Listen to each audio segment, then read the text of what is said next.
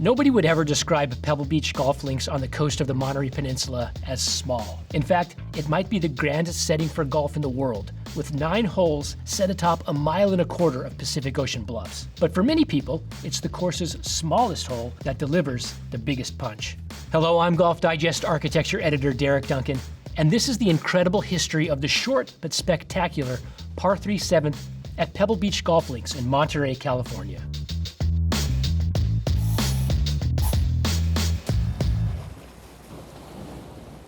People travel from around the world to play Pebble Beach, and one of the highlights is the par 3 7th.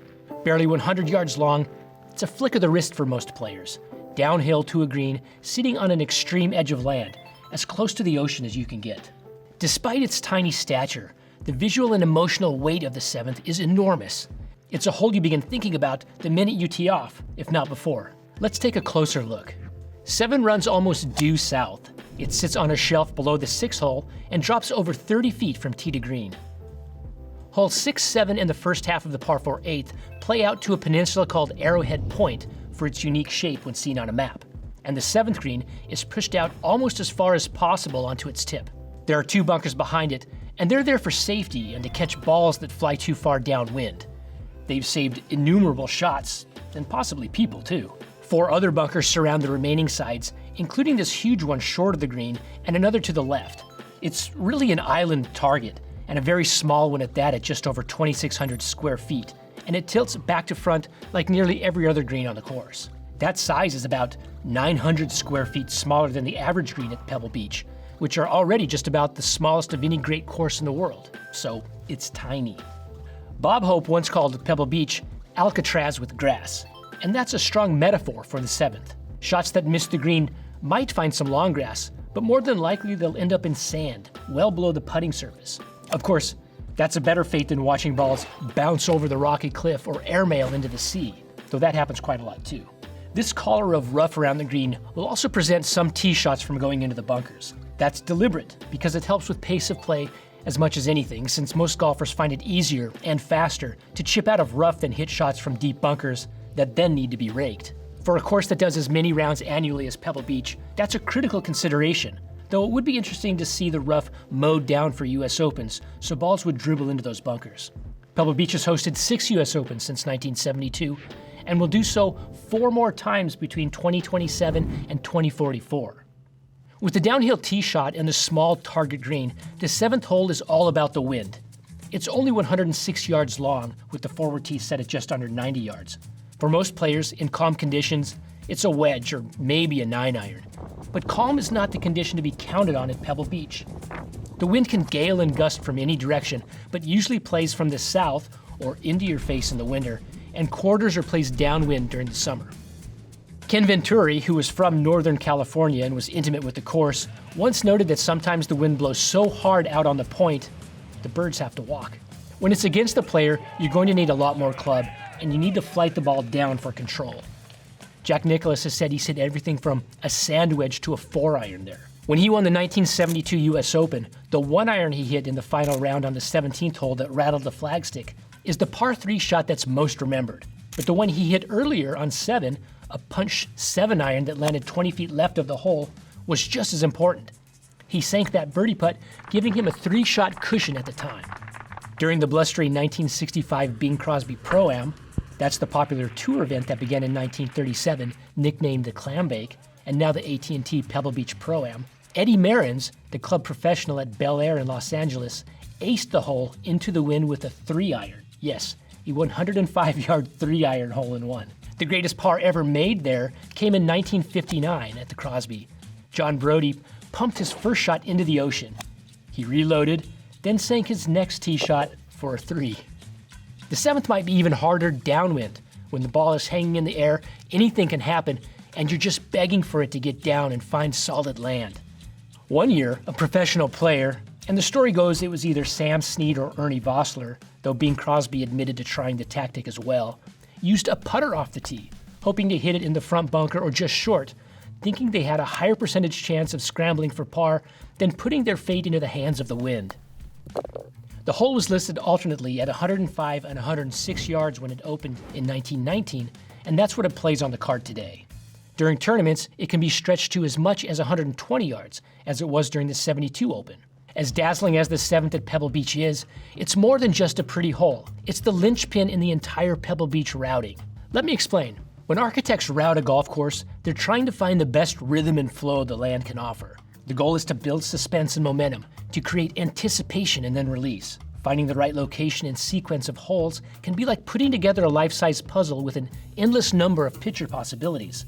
It's not easy to get the rhythm right while still taking advantage of every asset of the land.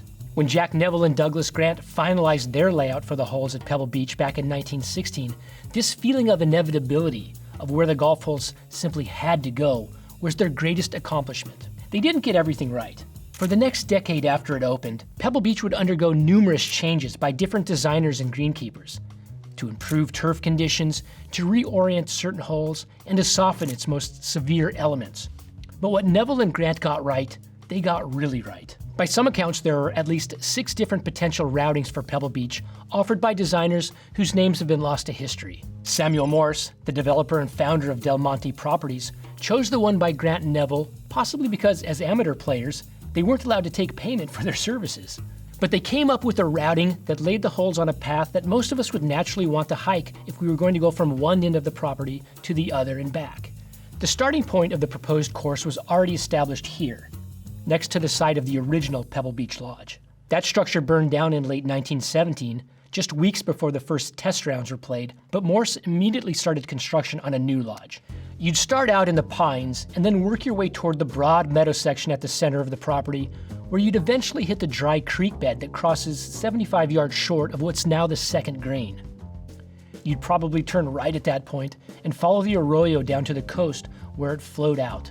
That's when you'd see it for the first time, the full panorama of the Pacific Ocean, one of golf's great reveals at what's now the 4th hole. Naturally, you'd start following the cliffs along the crescent of Stillwater Cove, lured by the high promontory in the distance, rising up above the water. As we now know, that's Arrowhead Point. But in 1916, you wouldn't be able to walk straight out to the point, because there was a privately owned 5.5-acre parcel of land blocking the coastline right here. It was sold to the Beatty family before Pebble Beach began to be developed, and Morse's attempts to buy it back were unsuccessful. So it fell into the hands of another family, the Jenkins, who enjoyed one of the most sought-after pieces of real estate on the West Coast until 1995, when the Pebble Beach Company was finally, at long last, able to acquire it. In 1997, Jack Nicklaus's design firm was brought in to build a hole that was always meant to be there, the current par 3 fifth. They were able to finally situate the left-to-right sloping green out on the headlands above the beach. That gave Pebble Beach 9 holes on the ocean. The only downside is that now there's a 150-yard hike back to the 6th tee. Grant and Neville's original par 3 fifth was right here, a hole no one really loved, playing slightly uphill along the edge of the property. So as we're navigating the land, we move out to Arrowhead Point and what was at that time probably the greatest view that any golf course in the world possessed. And from there, we'd instinctively follow the ocean and beaches until we came to the far end of the property.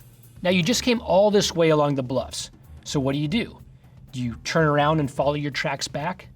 You could, but it might be more interesting to take a detour from the water's edge and explore the high ground along the top of the meadows, where the lots of the Pebble Beach estates were going to be. We go along here, along the pine line for a while, but eventually we're going to want to get back to the ocean front, and we head back toward the coast. And in doing so, cross over the point where our path first encountered the cliffs. This is what's now the 17th hole. Then we let the ocean take us back to our starting point near the old lodge. This is the Grant and Neville routing, very much like you'd simply walk the land. It all makes perfect sense, starting inland, then moving to the ocean, back inland, and to the ocean again, building anticipation and then delivering release. But the key to any routing of the course is this, Arrowhead Point. Even though it's the most remarkable part of the property, it's also limited in its possibilities since it's narrow and surrounded on 3 sides by ocean. It also has strange geology, with the higher section at the center where the 6th green currently sits, dropping down to a lower plateau. But if you were standing on top of the headlands in 1916 and looked down below at the tip of the point, you'd know immediately that a green needed to be there.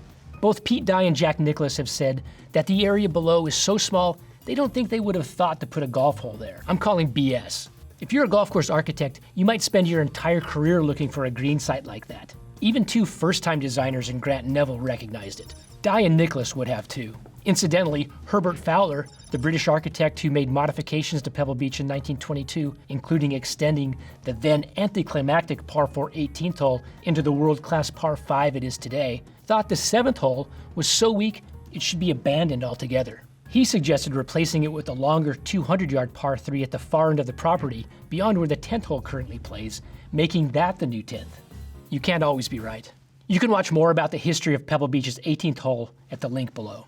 The land for the 7th is peculiar, and the way it tumbles steeply off the bluff means that the architects really couldn't access that point as a par 4 or a par 5. If they used it for a longer hole coming from another direction, it would result in a longer, blind approach coming off and over the bluff. That would waste the priceless opportunity for golfers to watch shots floating in the air and dropping on that special morsel of land against that magnificent backdrop. The green site is too valuable not to see. Fortunately, the space and orientation was heaven-made for a very short par 3. The terrain, wrapping around the bluff like a staircase from behind the 6th, needed no work beyond building a tee and a green. I'm guessing that slice of land was designated as a par 3 in every rating that Samuel Morse considered for Pebble Beach. And if it wasn't, then all the more reason for him to reject those other solicitations. With that par 3 locked in, the two holes that come immediately before and after could fall into place and reach their full potential as two more of the best holes in the world.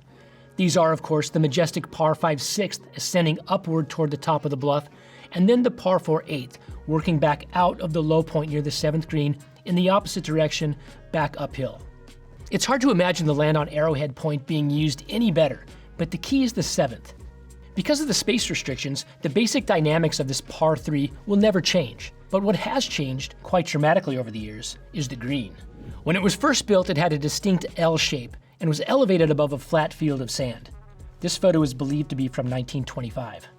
To get Pebble Beach ready for the 1929 U.S. Amateur, the first national amateur to be played west of St. Louis, Morse hired Chandler Egan, a noted amateur player and course designer from the Northwest, along with Roger Lapham, one of the founders of Cypress Point, and Robert Hunter, the partner of Alistair McKenzie, to remodel the course and add length. Their concept was to revamp the bunkering of the coastal holes in the style of a seaside dunes. This work was done in 1928, around the same time that Hunter was working with Lapham and McKenzie to build Cypress Point, just up the coast.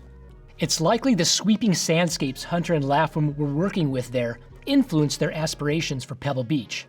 Their team constructed large windswept bunkers that emulated naked sand dunes, cresting right up to the edge of greens. If the modern 7th plays like an island target, it was literally an island in the sand in 1929. The green was also much larger, extending at least 5 yards more toward the tee, presenting a wider variety of hole locations. It was a dramatic new look for Pebble Beach that gave the course a rugged naturalness that complemented the oceanfront setting. When we see these startling photographs of the course from this period, we wonder, why doesn't Pebble Beach still look like that? I agree that the look is dramatic and appears to have been executed with extreme artistry. It does make one wonder, what could Pebble Beach potentially be like today if it were reimagined like this? The problem was that while the Egan and Hunter remodel made the course appear more natural and more like an old British links, everything they created was artificial. Pebble Beach Golf Links is not a links. It sits on the ocean, but the site is not characterized by the porous, sandy soils that are the backbone of British links golf turf, especially not the terrain near the coast, which was hard, rocky, and unyielding. It's not the same kind of site as Cypress Point, where the middle and inland dune sections of the design were entirely pre-existing. And even Cypress Point couldn't maintain that dune-like presentation out on its ocean holes.